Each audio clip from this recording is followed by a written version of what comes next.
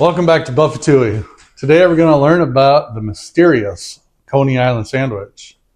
Wait, are you talking about a hot dog from Coney Island? No, I am not. I'm talking about a sandwich that my mother learned how to make in 1953.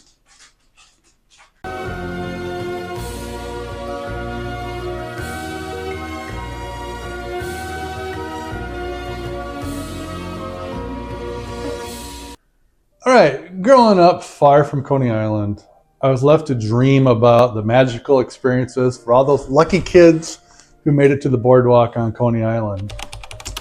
To this day, I have not been to Coney Island, but my mother took me there very often with one of her longest known dishes that she called a Coney Island.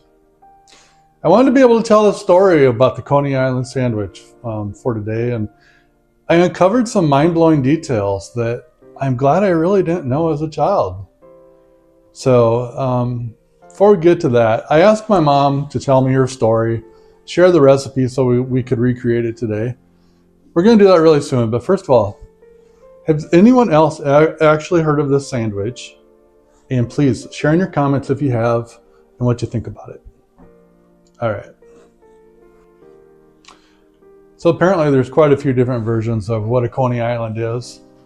I guess that's what made it really challenging. Like, is it a hot dog that's covered in something? Is it a sandwich? I knew it as a sandwich growing up, but you can see here that there's mostly like, it's a topping for hot dogs.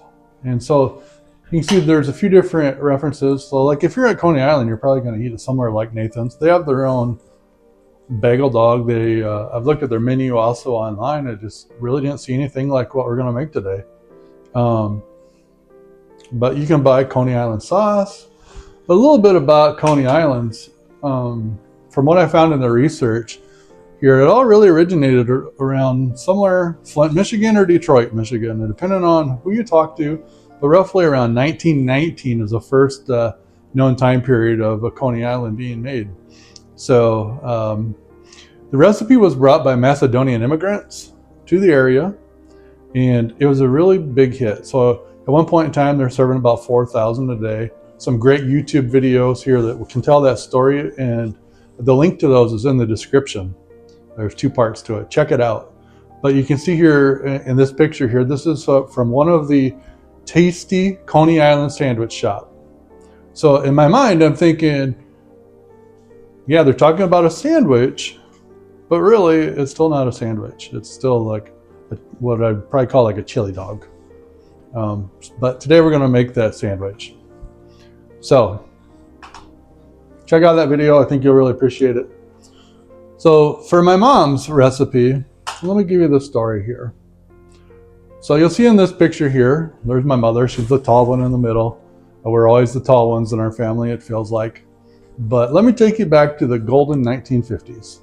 Well, actually 1953 to be exact, and my mom was taking Mrs. Raby's home economics class.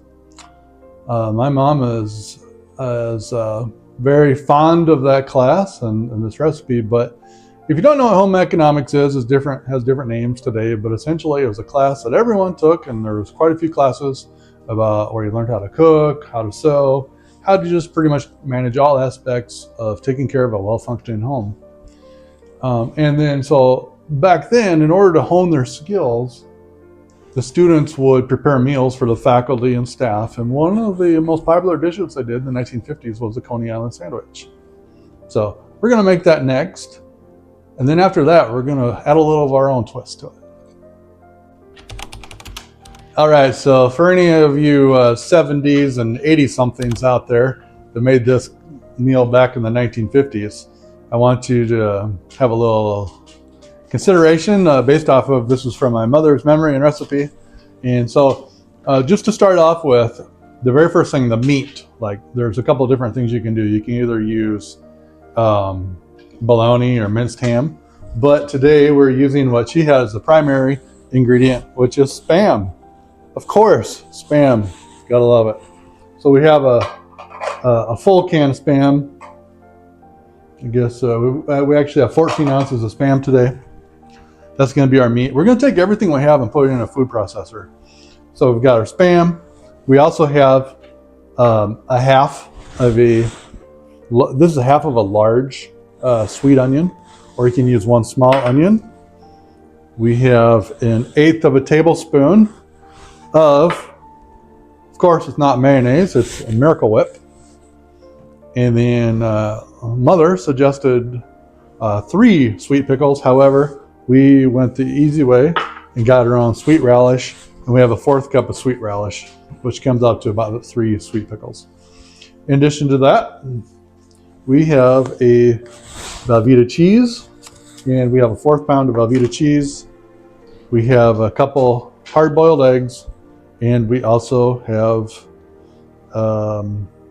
tomato paste, a small can of tomato paste, which fortunately I have gotten on my sleeve today already, as well as on the mixer. So it's not a good day for tomato paste. If you know a good way to get those stains out, let me know. All right, so the other thing I forgot to mention is we're gonna put this on a bun, either a hot dog bun or a hamburger bun. It's gonna be an open-faced sandwich. Got the oven preheating at 275, but we're gonna put all this in here and we're gonna mix it up.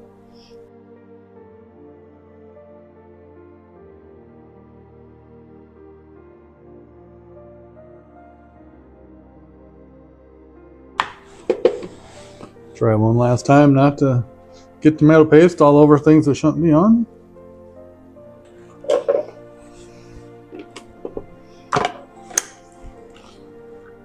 All right, let's let her go, huh?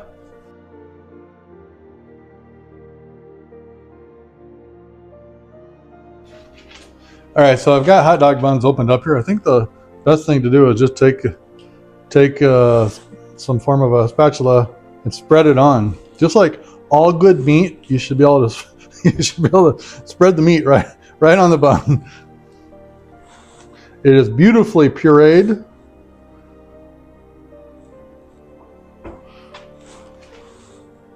I don't know if I said it already or not, but apparently the original Coney Islands were made with beef hearts. That was one of the secret ingredients. There's a restaurant that closed, I think in 2018, that was famous for them in Flint. Also, with that being said, hot dogs is not a term that's used. I think the one thing I read was that that Coney was really the name of the hot dog. I don't know if that's true or not. So if you're from the area, let me know. Feel free to correct any misinformation I am sharing today. All right, so now we're going to try and see how this actually is with a hot dog. So we have from Coney Island, Nathan's famous hot dogs that we're using today. Sorry to you Michigan people that will only use your local one. Now we're going to put this on top of it. Let's just see how this turns out.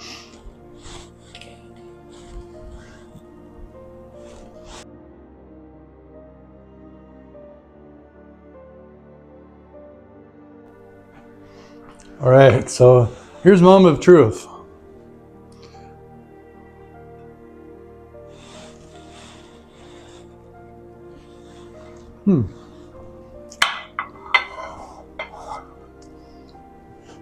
That turned out really good.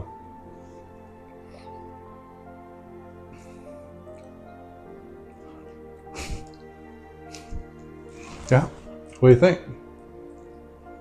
She looks happy. I got a thumbs up in the background. So way to go, Mom. Now before, so that was really good. We've got the other version ready to go here. This is with a hot dog. Nathan's hot dog. So I'm gonna have a bite here. See how that works. See if I can really tell a difference or not.